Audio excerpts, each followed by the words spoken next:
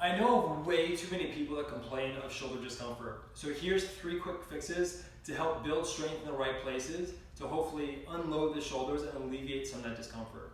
So no doubt stretching and foam rolling helps, massage therapy helps, all those things help. But what I've seen is that if you complete exercises the right way, you should be able to strengthen the right muscles, but also stretch the right ones in one movement.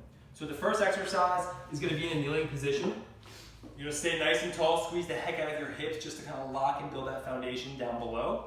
We're going to lift our chest, and all of these cues are really important because if you are not tall, you're going to be biasing all the wrong muscles like you've been.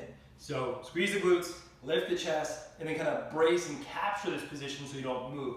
Now once we're here, our arms are going to start together, close to our rib cage, and we're going to drive the knuckles behind us into a W position. Open and close. Open and close. You should feel these really small muscles on the back or side of your shoulder helping pull it and rotate everything backward. And when you get into that back position, you should really feel a lot of the shoulder blades engage and lock. So again, make sure your chest gets big, feel that stretch, and then close. The next exercise is a T, or a single arm T. In a kneeling position, we're going to lock onto your hips and again, build that base, stay tall. We're bringing one arm across our chest like we're going to hug ourselves, and then extend it right across. Now, so many people could do this and just kind of flop their arm. I want you to think about someone actually doing a pull-up off your arm. So if you're going to actually have someone hang off from your arm, you better make sure that shoulder blade's pulled back and down and locked in a really stable position. So I'm going to extend, and I'm going to keep extending until I can't extend anymore, and I'm going to feel the shoulder blade kind of lock down onto that shelf.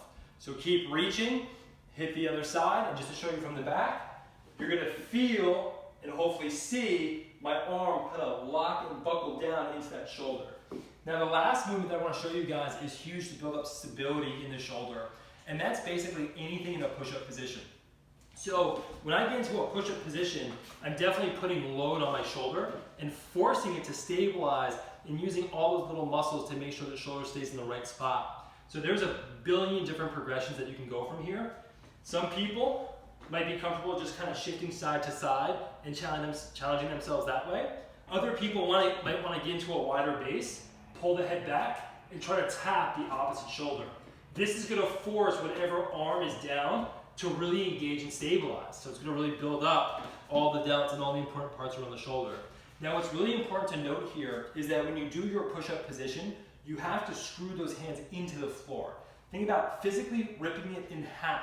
The reason why is this is going to set your wrist, set your elbow, and set your shoulder, keeping a really strong position and allowing you to use your bones as structure, and you're not hanging off your joints and putting a lot of undue stress and pressure there. So make sure you screw and extend.